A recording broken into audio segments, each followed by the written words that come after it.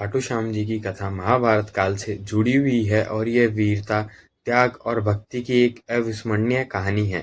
खाटू श्याम जी को भगवान कृष्ण के ही एक रूप में पूजा जाता है। उनका वास्तविक नाम बर्बरीक था, जो पांडु पुत्र भीम के पोते और घटोत्कच के पुत्र थे। बर्बरीक बचपन से ही बहुत बलशाली और पराक्रमी थे।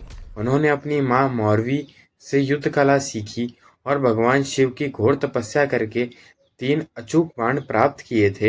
इन बाणों की विशेषता ये थी कि वह इन 3 बाणों से पूरे संसार का या पूरी सृष्टि का कोई भी युद्ध नष्ट कर सकते थे और एक ही बारी में समाप्त कर सकते थे। इसी कारण उन्हें 3 बाणधारी भी कहा जाता है। जब महाभारत का युद्ध शुरू होने वाला था, जब महाबली बर्बरीक ने भी इस युद्ध को देखने का निश्चय किया और उन्होंने अपनी माता को वचन दिया कि वह हमेशा कमजोर पक्ष की ओर से ही युद्ध लड़ेंगे। यह सुनकर श्री कृष्ण को चिंता हुई। वे जानते थे कि बर्बरीक के इन तीनों बाणों से युद्ध का संतुलन बिगड़ सकता है, लेकिन श्री कृष्ण को इस बात से चिंता क्यों हुई? क्योंकि श्री कृष्ण ने जो पांडवों की माता थी, उनको ये वचन दिया था कि वह इस युद्ध में किसी भी पांडव की जान नहीं जाने देंगे और यदि बर्बरीक कौरवों की ओर से लड़ते तो वह पांडवों को नष्ट कर सकते थे।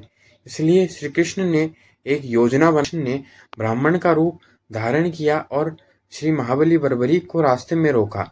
उन्होंने बर्बरीक से दान मांगा।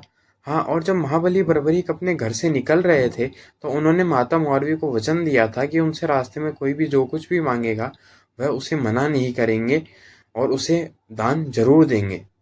तो इसी बात का फायदा उठाते हुए श्री कृष्ण ने महाबली बर्बरीक को रास्ते में रोका और उनसे दान मांगा। जब बर्बरीक ने दान देने की बात कही तो श्री कृष्ण ने उनसे उनका शीश यानी सर दान में मांग लिया। तो महाबली बर्बरीक समझ गए थे कि यह कोई आम इंसान तो नहीं हो सकता जो कि शीश दान में मांग ले। तो उन्हें यह समझ में आ रहा था कि यह कोई सामान्य मानव नहीं, कोई भगवान है। उन्होंने खुशी खुशी अपना शीश दान करने का निश्चय किया। हालांकि उन्होंने श्री कृष्ण से एक अंतिम इच्छा जाहिर की कि वह उनका दर्शन करना चाहते हैं कि वे आखिर में हैं कौन। तभी श्री कृष्ण ने अपना दर्शन उन्हें दिया। अंतिम इच्छा बताई कि वह इस युद्ध को देखने आए थे और अगर वह अपने शीश का दान दे देंगे तो वह इस युद्ध को देख नहीं पाएंगे। इसलिए श्री कृष्ण ने उनके शीश को एक पर्वत की ऊंची चोटी पर रख दिया और वहां से उन्होंने पूरा युद्ध देखा। बर्बरीक के शीश के दान को देखकर श्री कृष्ण उनसे बहुत प्रसन्न हुए और उन्हें बहुत ही ज्यादा अनमोल वरदान दिए। सबसे पहला वरदान था कि वह उन श्री कृष्ण के श्याम नाम से जाने जाएंगे। जैसे कि आज सब हम जानते ही हैं कि बाबा श्याम को श्याम नाम से जाना जाता है। और दूसरा उन्होंने ये वचन दिया कि उन्होंने माता मौरवी को वचन दिया था कि वह हमेशा जो हारेगा उसका साथ देंगे। तो उन्होंने उन्हें ये पदवी दी कि वह हमेशा हारे का सहारा कहलाएंगे और हारे हुए का साथ देंगे। इस तरह महाबली बर्बरीक खाटू श्याम जी के रूप में जाने लगे।